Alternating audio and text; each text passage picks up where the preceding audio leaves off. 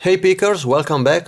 I'm Monkey Lockpicks, and for the Stock Lock Sunday of this week I want to show you this nice shiny padlock from my collection. This is a standards padlock, Yale style keyway. I know this is not a common brand, and this is not common even here in Italy, but when I bought this lock it was pretty cheap, and I think it was worth a try. And I want to show you just the beating of the key, which is pretty nice.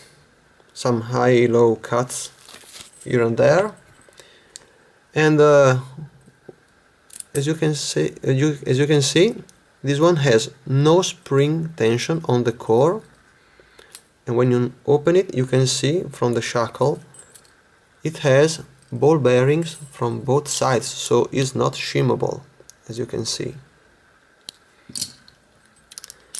The other nice thing to know is that we have at least two spools inside of this lock, so for the price range this is a really good lock, I think.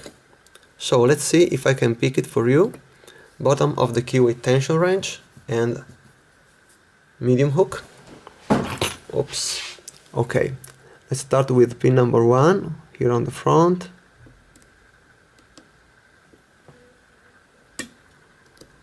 Which is set. Pin number 2 is set. Okay, nothing here. 4 is binding. And 5, okay, is set. Now let's check back again the other pins. I think I've overset something, so I'm gonna release a little bit of tension. Okay, and as you can see, is already in a nice false set. Maybe you can see better like that. Okay. Now let's see. Number 1, nothing. Number 2 gives me a little bit of counter rotation. So I'm gonna release tension. Okay, now it's set. Let's see the other pins. Number 3, it gives me counter rotation just a little bit. So release tension and we are open. As you can see, spools in 2 and 3.